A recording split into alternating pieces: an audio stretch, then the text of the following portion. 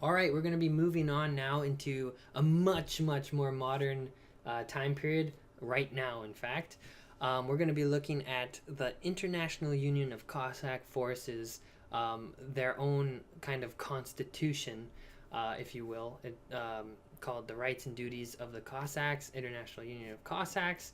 So this is a union that was established early 2000s, I think, is shortly after um, kind of like the revival period in the early 90s, and trying to conglomerate Ukrainian, Belarusian, Russian, and Azerbaijani Cossack hosts and tribes that were reviving themselves and putting them all under an international union of Cossacks, as well as to international communities and groups of Cossack descendants throughout the world, kind of giving them resources and a place to find their history, and it goes on and on. But they're a pretty interesting group. But anyways, so they've put out a lot of legal documents here, kind of similar to the Benry Constitution. These documents have come forth in a time period of great upheaval in the region. The International Union of Cossack Forces, I don't know if it's still active or if it's been disbanded or not, given the Ukrainian civil war and the fact that Cossacks were present in the Crimea. It's very well documented. Lots of media attention on that from both sides, Western and Russian. So, regardless, I can put lots of links for that in the description below if you're interested. But let's get down to this document. That way we can start talking about giving you examples of what these sort of Kod Kozaks are. So, okay, the rights and duties of the Cossacks.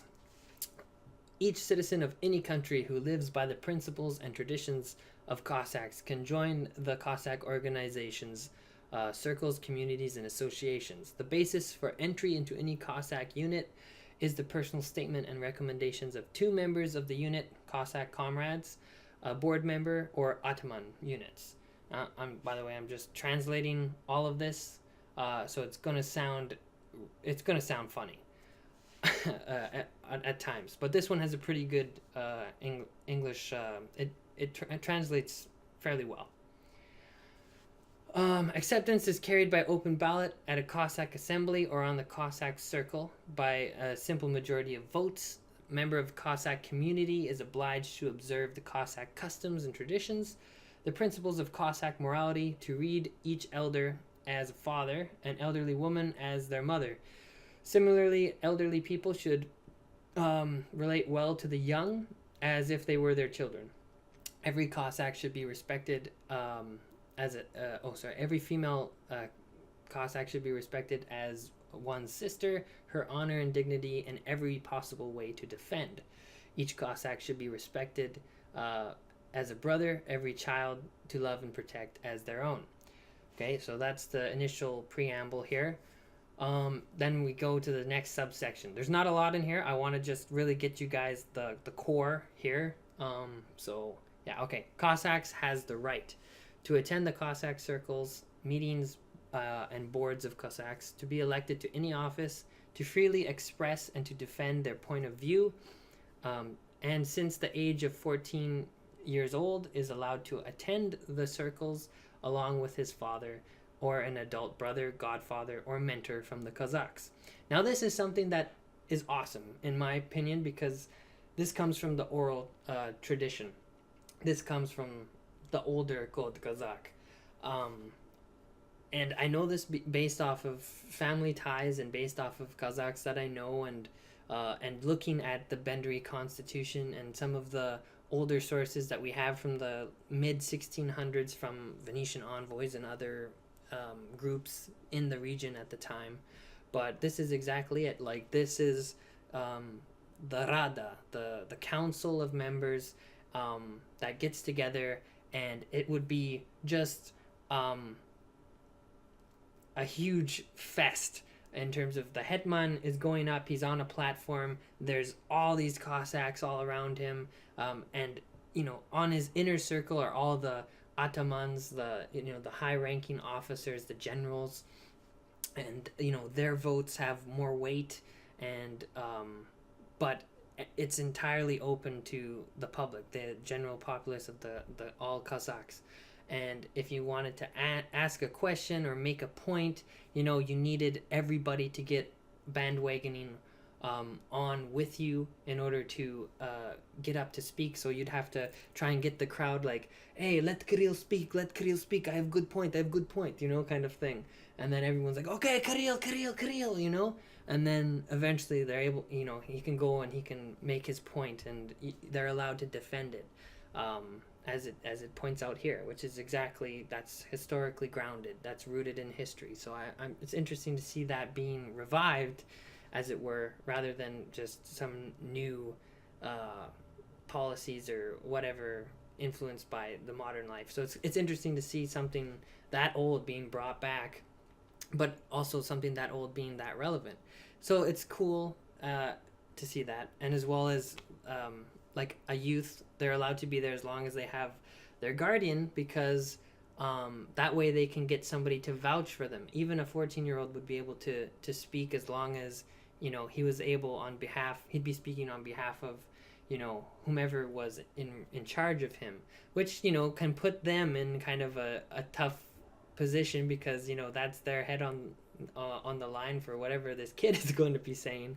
But at the same time, it really starts that process off young, and incorporates and teaches that to the younger generations on how to participate, and how to voice one's opinion and get that skill of public speaking increased, and to not be afraid of it, which I think is something in modern day that people struggle with all the time. So I think this is pretty interesting. Okay, moving on. Cossacks must serve for the Cossacks and their country faithfully, keep their traditions and customs, be brave, patiently and bravely endure all forms of adversity, keep the Cossack honor and Cossack community in high regard, respect your parents and older Cossacks, maintain a healthy, sober lifestyle to adhere to the traditions and laws of the Cossack people. Interesting. Again, I'm thinking of it, I'm sure you guys are. What are the traditions? What are the laws? You're telling us to follow all this stuff. That's the interesting part, right? It's still, this is written by groups of Cossacks in the old country that still have the benefit of drawing from the oral tradition. So that's how it's, anybody can join, but really, it's really almost exclusionary to a degree in terms of towards traditional Cossack families that have kept that tradition and that history alive, and some of the newer generations that have been recently indoctrinated with those traditions. So interesting nonetheless.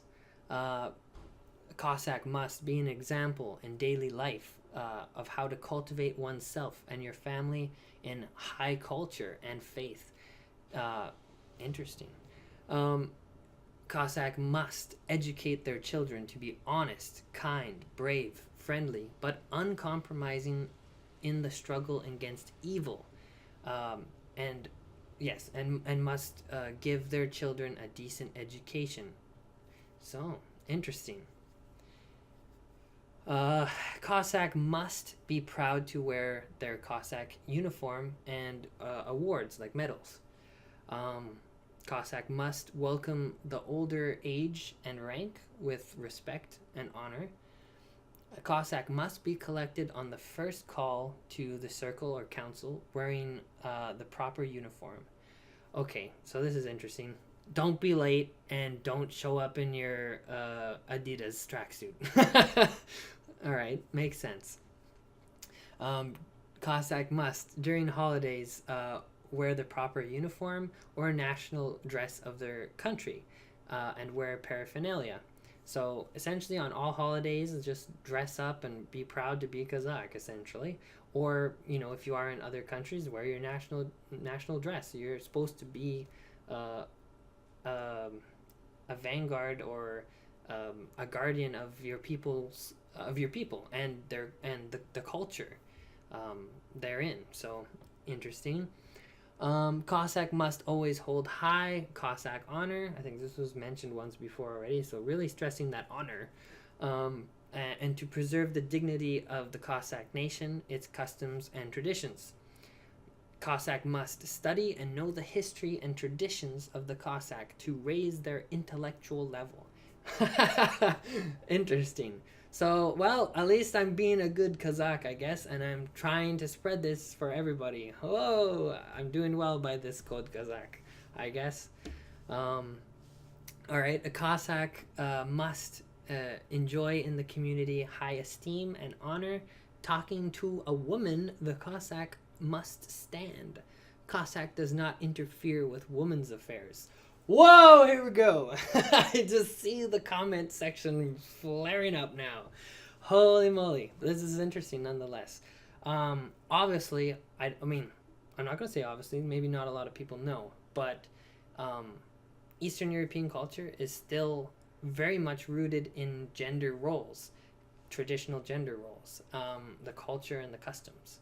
And that's probably why there's still such a big clash with Western culture in regards to this. So, I mean, it doesn't leave much room for comment other than I think the whole, if you're talking to a woman and you're standing, I think in general, the way that it translates, I think it's like if you're addressing somebody, you should stand, a woman, you should stand. But I think in general, if you ever worked in customer service,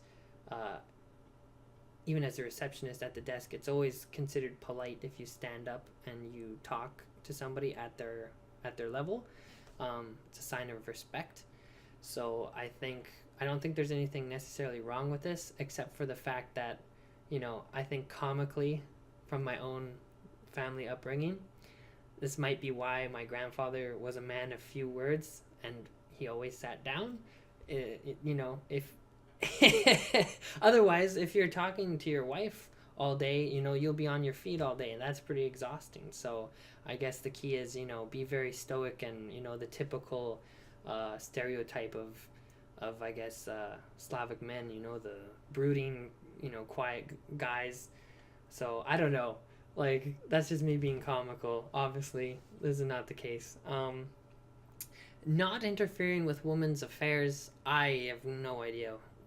I mean, I guess the woman's supposed to be in the kitchen and doing her stuff, and you don't go in there.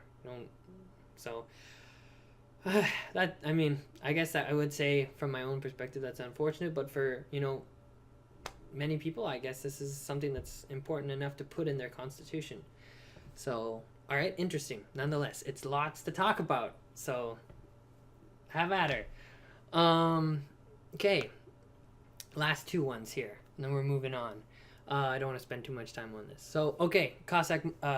For a Cossack, religion is a private affair of each Cossack. Belief in God is a gift, but since most of Cossack traditions are associated with Orthodox Church, a member of the Cossack community should respect them.